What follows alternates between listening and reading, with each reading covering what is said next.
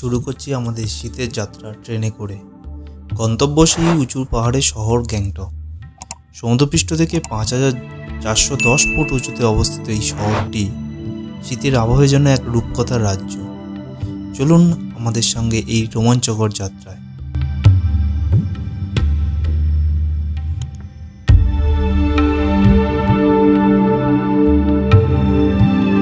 তো আমরা চলে এসেছি কলকাতা স্টেশনে।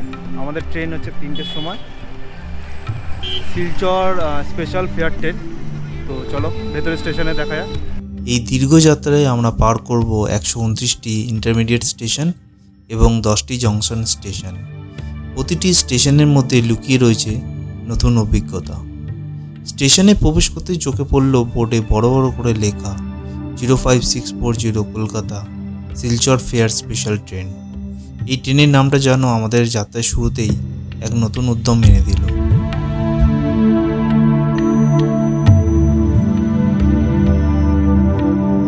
৩টে বেজে গেছে এখনও। জানি না, মনে হচ্ছে গাড়ি লেট আছে কিনা, মনে হচ্ছে গাড়ি লেট করে ছাড়বে। তো আমাদের এটা কলকাতা থেকে train, special train Silchar express 05640 এটা। তো লাগেজটাই সব ঢুকিয়ে দিয়েছি, মনে হচ্ছে গাড়িটা লেটেই ছাড়বে। নির্ধারিত সময় পেরিয়ে যাওয়ার 1 ঘন্টার দেরিতে ট্রেনটি অবশেষে কলকাতা স্টেশন ছেড়ে রওনা দিল পাহাড়ের পথে। আরেকটি কথা জানিয়ে রাখি, উত্তরবঙ্গের সিজনে ট্রেনের টিকিট পাওয়া সত্যি কঠিন হয়ে পড়ে। ভাগ্যক্রমে আমরা এই 05640 Kolkata Silchar fair special train টিকিটটা কনফার্ম পেয়ে যাই। এই ট্রেনটি প্রতি শুক্রবার বিকেল 3টায় কলকাতা থেকে ছাড়ে এবং কাকভোরে 3টে 20 মিনিটে নিউ জলপাইগুড়ি স্টেশনে পৌঁছায়।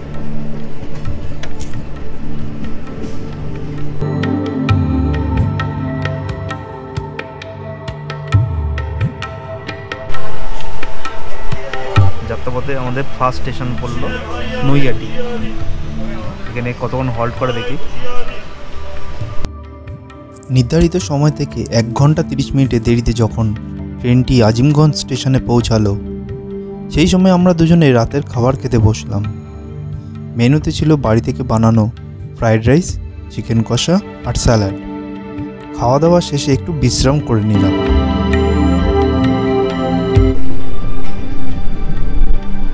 সময় এখন 12টা বাজে। আমরা এই 2 মানুষ এই ফারাক্কা স্টেশন ক্রস করছে এখন।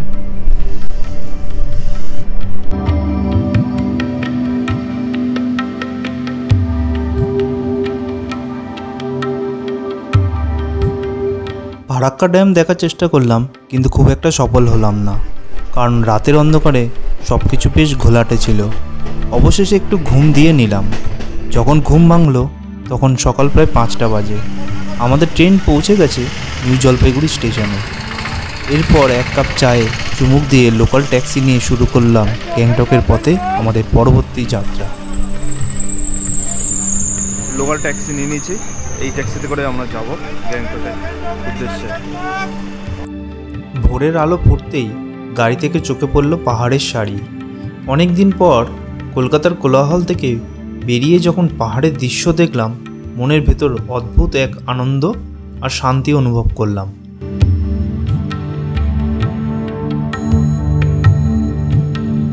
আমরা NH10 ধরে সেবক জঙ্গলের মধ্যে দিয়ে এগিয়ে চলেছি। যেতে যেতে পথে পড়বে বেঙ্গল সাফারি, যা শিলিগুড়ি থেকে মাত্র 8 কিলোমিটার দূরে অবস্থিত। অটো রিজার্ভ করেও এখানে আসা যায়, তাই প্রকৃতির কাছাকাছি যেতে চাইলে বেঙ্গল সাফারি দারুণ একটি গন্তব্যস্থল।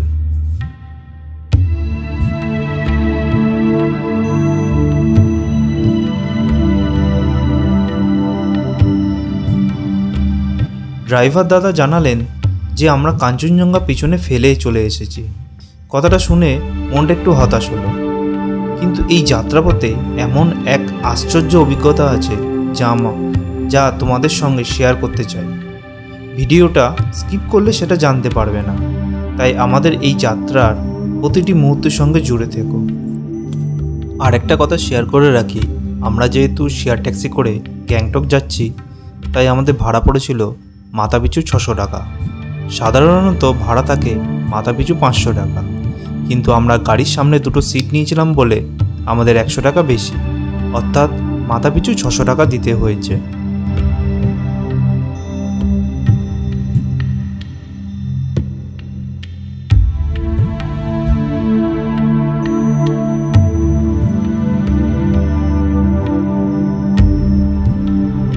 পথে যেতে যেতে পড়ল সেবকেশ্বরী কালী মন্দির, আর এবার সেই আশ্চর্য জিনিসটা শেয়ার করার সময় এসে গেছে। আমরা গাড়ি থেকে কাঞ্চনজঙ্ঘার ঝলক দেখতে পেলাম, মনটা সত্যি খুব খুশি হয়ে গেল।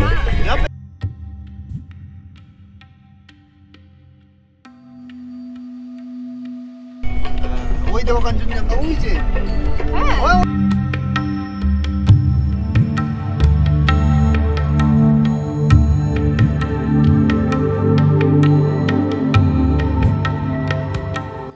সেই সঙ্গে ড্রাইভার দাদা আমাদের শোনালেন 2023 সালের অক্টোবর মাসের ভয়ঙ্কর বন্যার পরিস্থিতির কথা।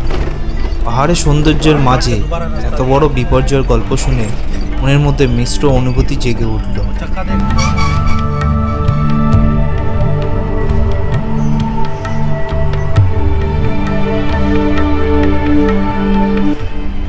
তিস্তা ব্রিজ ক্রস করার পর এখান থেকেই ভাগ হয়ে যায় কালিম্পং যাওয়ার রাস্তা। আমরা নিচের রাস্তা ধরেই এগিয়ে চললাম সিকিমের রাজধানী গ্যাংটক শহরের দিকে। 2023 সালের বন্যায় এই রাস্তা আর নদী পুরো এক হয়ে গিয়েছিল। এতে এখানকার যাতায়াত ব্যবস্থা এবং জনজীবন ভীষণভাবে ক্ষতিগ্রস্ত হয়েছিল, যার চিহ্ন এখনও স্পষ্টভাবে রয়ে গেছে।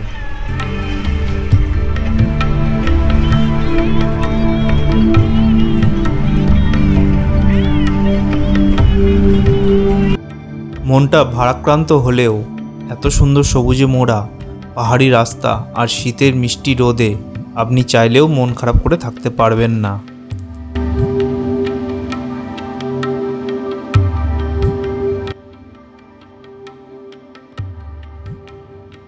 শিলিগুড়ি থেকে 74 কিলোমিটার যাত্রা করার পর এবার আমরা পশ্চিমবঙ্গ ছেড়ে সিকিম প্রবেশ করতে চলেছি। এই ব্রিজটির নাম রংপো ব্রিজ, যা পশ্চিমবঙ্গ এবং সিকিমকে একসঙ্গে যুক্ত করে রেখেছে।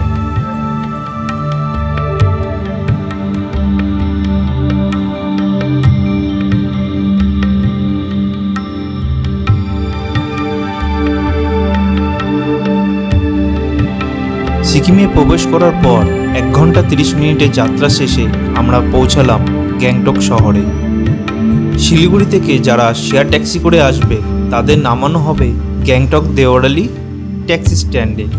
সেখান থেকে লোকাল ট্যাক্সি নিয়ে আমরা আমাদের বুক করা হোটেলে পৌঁছে গেলাম।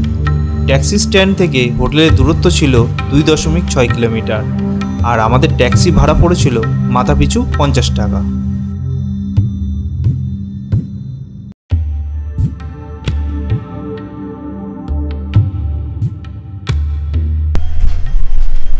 এই হোটেলটা বুক করেছিলাম, হোটেল টেনেন্সি। এখন এখান থেকে 20 পা উপরে হচ্ছে এমজি মার্ক হোটেল।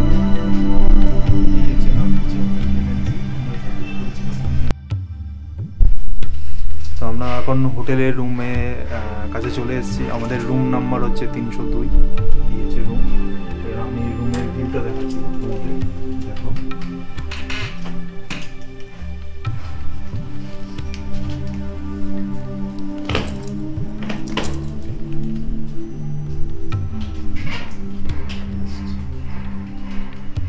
রুমে ঢুকতেই চোখে পড়ল একটা কিং সাইজের বেড, ইলেকট্রিক কেটলি,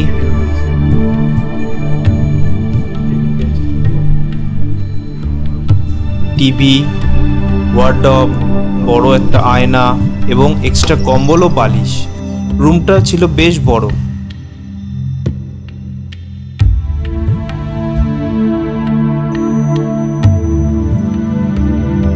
এবং গিজারের ব্যবস্থাও ছিল। পাশাপাশি এটি ছিল অত্যন্ত পরিষ্কার। এবার চলে আসি আসল চমক, ব্যালকনিতে।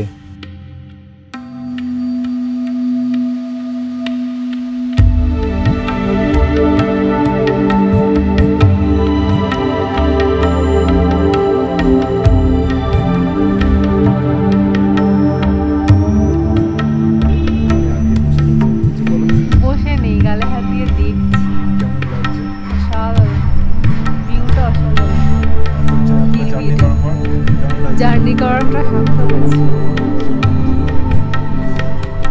এরপরে আরও কিছু আমরা সাইট সিন করবো, সেগুলো আমি তুলে ধরবো ভিডিওর মাধ্যমে।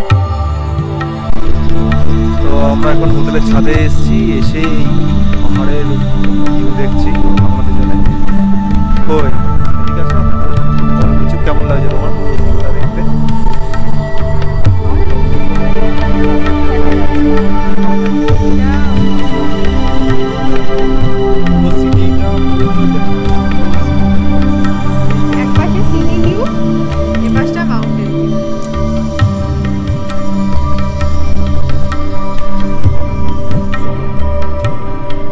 হোটেলের ছাদ থেকে 360 ডিগ্রি চোখ ঘোরালে ঠিক এরকম ভিউ পাবে। একদিকে শহর আর অন্যদিকে পাহাড়, দুটো মিলে অপরূপ সুন্দর দৃশ্য।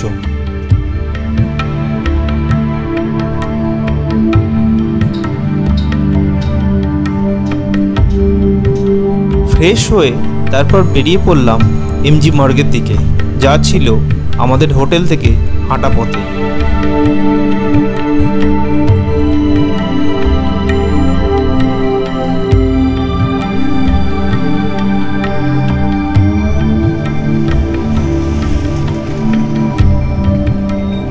আমরা এখন এমজি মার্গে চলে এসেছি দুপুরে লাঞ্চটা করতে।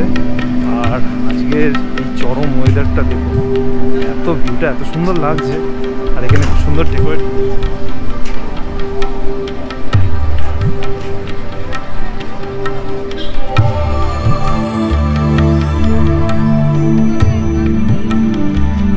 ঘুরে দেখে নিলাম সিকিমের রাজধানী গ্যাংটকের এমজি মার্গ।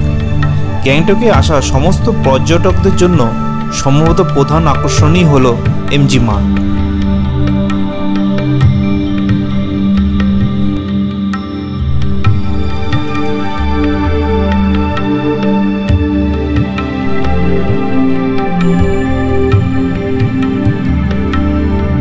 এবার চলে এলাম এখানকার একটি লোকাল রেস্টুরেন্টে, যার নাম ড্রাগন ওয়াক। এটি একটি অথেন্টিক চাইনিজ ও জাপানিজ রেস্টুরেন্ট। ভেতরের অ্যাম্বিয়েন্সটা ছিল বেশ সুন্দর।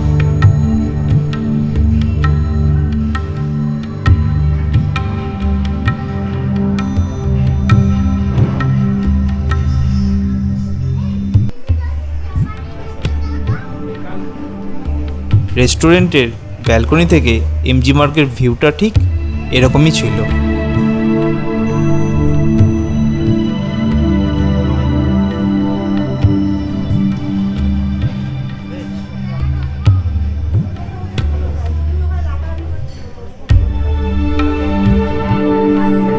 শিলিগুড়ি থেকে শেয়ার ট্যাক্সি করে আসার সময় পরিচয় হলো এই পরিবারের সাথে। খুব সুন্দর পরিবার। এনার নাম রিমাদি, ইনি হচ্ছেন সৌভিকদা, আর এই খুদে জিনিয়াসের নাম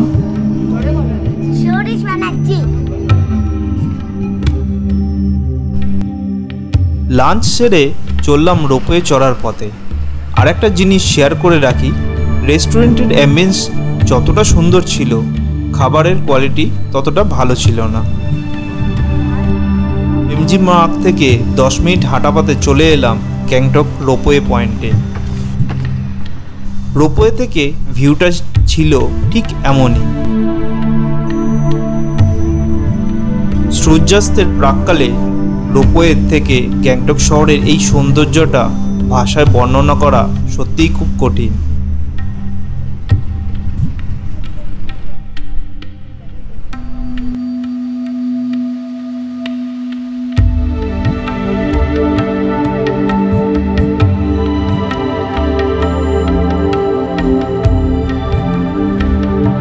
যদিও সমুদ্রপৃষ্ঠ থেকে 5410 ফুট উচ্চতায় রোপওয়েতে উঠে একটু ভয়ও লাগছিল।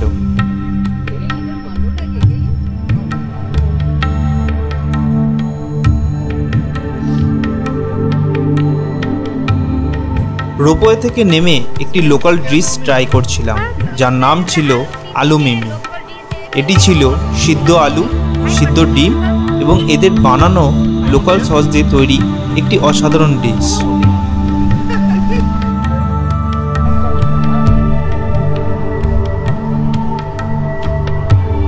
সন্ধ্যের সময় বেশ জমজমাট এমজি মার্গের মধ্যে দিয়ে হাঁটতে হাঁটতে চলে এলাম একটি লোকাল মোমো শপে।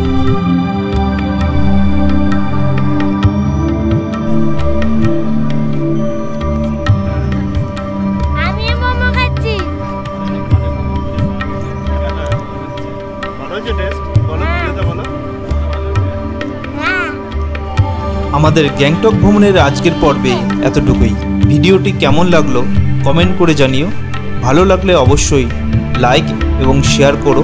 আর যারা আমাদের চ্যানেলে নতুন ভিউয়ার তারা অবশ্যই সাবস্ক্রাইব করে বেল আইকনটা অন করে রেখো, যাতে পরবর্তী ভিডিও আসলে নোটিফিকেশান পেয়ে যাও। দেখা হচ্ছে পরবর্তী পর্বে।